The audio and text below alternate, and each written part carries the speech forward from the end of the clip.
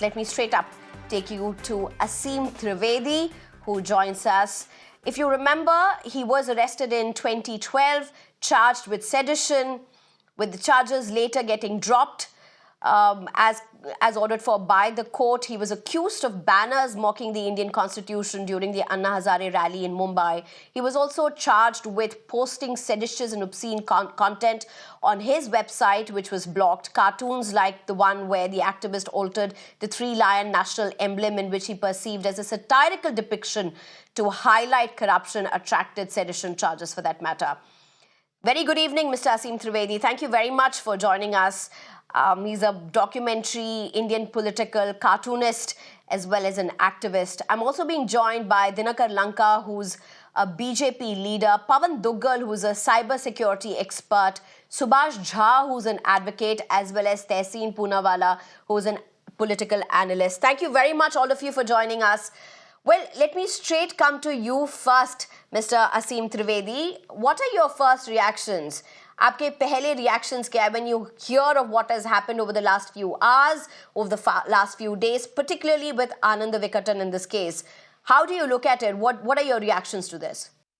मेरे ख्याल से जैसा हम सारे देश के मीडिया के साथ देख रहे हैं, सब तरह की मीडिया के साथ, वैसा ही इस केस में भी हो रहा है। कोई बहुत अलग नहीं है। सच कहें तो बहुत चौंकाने वाला नहीं है, लेकिन फिर भी सिर्फ एक कार्टून की वजह से पूरी वेबसाइट को ऐसे ब्लॉक कर देना, और जैसा जहाँ तक मैंने कार्टून के बारे में सुना, क्योंकि मैंने अभी तक देखा नहीं है, वो कहीं है ही नहीं, वेबसाइट तो ब्लॉक है, तो उसको देख के भी लगता है कि उसमें ऐसा कुछ नहीं है जो देश के जो फॉरेन रिलेशंस हैं उनको डिस्टर्ब कर सके या देश की छवि को ख़राब कर सके। अगर आप वो जो कार्टून है जिसमें कहा जा रहा है कि भारत के प्राइम मिनिस्टर और अमेरिकन प्रेसिडेंट हैं, अगर आप अमेरिकन प्रेसिडेंट के कार्टून सर्च करेंगे तो यूएस में छपते हैं, वहाँ बनाए जाते हैं, तो आप दंग रह जाएंगे कि कितनी बुरी तरह से कार्टूनिस्ट जो हैं वो धज्जियाँ उड़ाते हैं वहाँ के प्रेसिडेंट के, उनका मजाक बनाते हैं, उन पर अटैक करते हैं, और यही कार्टूनिस्ट का काम है। तो वाकई में ये हैरत की बात है। और हालांकि कोर्ट ने भी वेबसाइट को रिस्टोर करने के लिए कहा है, तो ये अच्छी बात है। हमेशा कोर्ट से ही सहारा मिलता है, फ्रीडम ऑफ स्पीच को, हमेशा जर्नलिस्ट को, हमेशा कार्टूनिस्ट को। और दूसरी बात है कि अभी उन्होंने कार्टून के बारे में भी ऐसा कोई बात नहीं कही है, ये कहा है कि वो इस पर फिर बात करेंगे। मेरे ख्याल से यहाँ पर कोर्ट को भी समझना चाहिए कि कार्टून के बारे में बात नहीं की जा सकती है, डिसीजन नहीं दिया जा सकता है। ये एक आर्टिस्टिक फ्रीडम है जहाँ पे आप लाइंस नहीं ड्रॉ कर सकते असल में कुछ भी। और मुझे लगता है कि जब भी वो दोबारा बात करने जा रहे हैं 2 मार्च को या जब भी 2 अप्रैल को, तो शायद वो इसके फेवर में बात करेंगे, उस कार्टून के फेवर में भी बात करेंगे, क्योंकि जितना सुनने में आ रहा है ऐसा कुछ भी नहीं लग रहा है कि उसमें डिस्टर्बिंग। असीम त्रिवेदी जी, आपके केस में सेडिशन के चार्जेस डाले गए थे 2012 में, 2004 आई थिंक 2015 ने कोर्ट ने वो चार्जेस ड्रॉप किए। अभी आपका status legally, are you acquitted of this? What is the status in your case, Aseem Trivedi? मेरे खिलाफ 3 चार्जेस थे, जिसमें से एक सेडिशन तो संविधान से ही बाहर चला गया, और एक एक्ट था, आईटी एक्ट का एक सेक्शन था 66 से, वो भी सुप्रीम कोर्ट ने संविधान से हटा दिया है, स्क्रैप कर दिया। एक धारा मेरे खिलाफ अभी भी पेंडिंग है जो नेशनल सिंबल्स के इंसल्ट को लेके थी, और वो केस अभी भी मुंबई में चल रहा है। तो अब 13 साल करीब बीत चुके हैं और मुकदमा अभी भी जारी है। जी असीम त्रिवेदी जी, एक सवाल। वेबसाइट, तमिल वेबसाइट ने बोला है कि वो अपना जो स्ट्रगल है टू एंश्योर जर्नलिस्टिक फ्रीडम, वो उसको जारी रखेंगे, but how do you look at the fact कि 69A of IT Act was used to block access of the entire Tamil website for that matter? It was not that the cartoon was asked to be removed. The access to the website was blocked, and that's what the court has said. We will decide, we will look into whether the cartoon is journalistic freedom, is freedom of expression, or whether the national sovereignty has been undermined. That's something that is sub judice, court decide करेगा वो। लेकिन court कह रहा है कि इसके लिए आपको पूरा वेबसाइट को ब्लॉक करने की, पब्लिक एक्सेस को उससे हटाने की जरूरत नहीं है। How do you look at this particular part of what the court has said?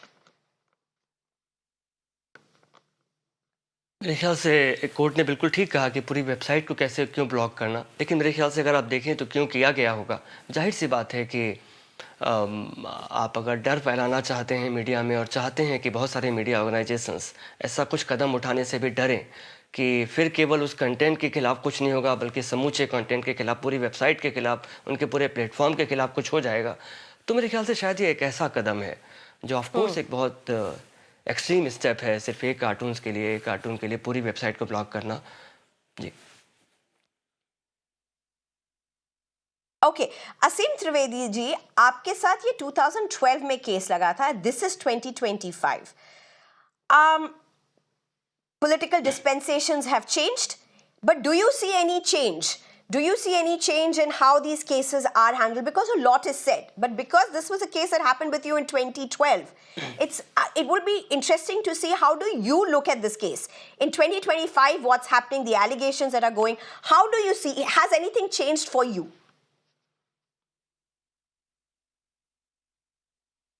Of course चीज़ें बदली हैं। अगर आप ऐसे ओवरऑल देखें तो उस वक्त में ऑफ कोर्स वो केस हुआ था, मगर आप जर्नलिस्टिक फ्रीडम को ऐसे नहीं देखते थे कि वो इतनी बुरी स्थिति में है, लोग अपने मन से बात कह पा रहे थे, मीडिया कहीं अधिक फ्री थी। अभी की स्थिति बहुत दयनीय है। मुझे लगता है कि अगर उन कार्टूनिस्ट के ऊपर कोई केस हुआ होता, जैसे उनको पूरी वेबसाइट को अनब्लॉक करने के लिए कोर्ट में जाना पड़ा, तो मेरे ख्याल से उस टाइम ऐसा नहीं था कि पूरी मीडिया ऑर्गेनाइजेशन की वेबसाइट को ब्लॉक कर दिया जाता किसी ऐसे कार्टून के लिए जो इतना ऑफेंसिव लग भी नहीं रहा है जितना उसके बारे में सुनने में अब तक आ रहा है। तो अभी की सिचुएशन ज़्यादा बुरी है। और ये तो फिर भी एक मीडिया ऑर्गेनाइजेशन की हम बात कर रहे हैं जो अपने आप को डिफेंड कर सकता है, लॉयर्स ले सकता है, कोर्ट में जा सकता है। अगर कोई इंडिविजुअल होता, और अब बहुत सारे लोगों के बारे में आप सुनते हैं, कुछ कार्टूनिस्ट जो अभी भी एक्टिव हैं, अच्छे से अपनी बात कह रहे हैं सरकार के खिलाफ, आए दिन उनको नोटिस मिलता है कि वो उनका कंटेंट हटाने की रिक्वेस्ट आई है इंडियन गवर्नमेंट की तरफ से। उस वक्त भी ये होता था कि IT एक्ट की बहुत सारी धाराओं को लोग मिसयूज़ करते थे, चाहे वो कंटेंट हटाना हो, उसको ब्लॉक करना हो, और चाहे वो फिर इस तरह के 66 वगैरह में उनके खिलाफ वारंट डालना या फिर उनके खिलाफ FIR दर्ज करना हो गया। तो वो पहले भी हो रहा था, फिर वो अभी भी हो ही रहा है। इस पूरे टाइम में मतलब मेरे ख्याल से वो प्रैक्टिस जारी है। अभी तो ऐसा भी होता है कि कोई हैशटैग चल रहा है जिसको रोकना है, तो एक तरफ से बिना किसी स्क्रीनिंग के वो आउटसोर्स कर दिया जाता है और वो कंटेंट पूरा का पूरा ब्लॉक होने लगता है। और बीच में एक केस भी चर्चा में आया था जो एक्स और इंडियन गवर्नमेंट के बीच में था, जो इस बारे में था कि एक्स ने ये कहा था कि उनको बार बार मजबूर किया जा रहा है कंटेंट हटाने के लिए। तो मुझे लगता है कि इंडियन ऑडियंस के पास या लोगों के पास, भारत की जनता के पास जो अपनी बात कहना चाहते हैं, उनके पास तो अपने आप को डिफेंड करने के लिए भी फेयर चांसेस नहीं है।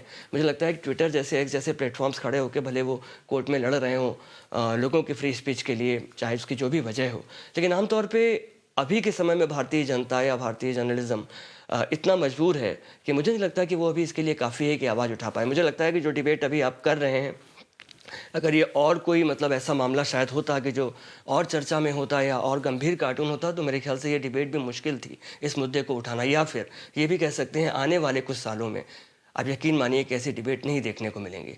मुझे लगता है कि अगर मैं अब गिरफ्तार हुआ होता इस वक्त में, तो जैसा उस समय मुझे सपोर्ट मिला था तमाम जर्नलिस्ट की तरफ से, तमाम प्रेस काउंसिल की तरफ से, लोगों की तरफ से, खासकर मीडिया की तरफ से, कि मीडिया ने आइडेंटिफाई किया था कि ये कार्टूनिस्ट के खिलाफ हुआ मामला है, तो उनको आगे आना चाहिए। मेरे ख्याल से अभी के समय में वो होना मुश्किल होता है, ये बात हम सब जानते हैं। तो हम एक अलग युग में आ गए हैं। इंडिया जैसी लार्जेस्ट डेमोक्रेसी, जिसकी एक अलग तरह का मतलब रिस्पेक्ट है इस वजह से कि हम बहुत तरह के विचार रखते हैं और फिर भी साथ में रहते हैं, शायद उसके लिए ये उसकी इमेज को बहुत बदलने वाला है। ये वो नहीं है जो इंडिया जैसे देश की इमेज के साथ सूट करता है। जिस पायदान पे हम खड़े हैं, चाहे हम प्रेस फ्रीडम इंडेक्स में देखें जितना तेज़ी से हम लगातार नीचे जा रहे हैं, तो ये सब कुछ बहुत चिंताजनक है।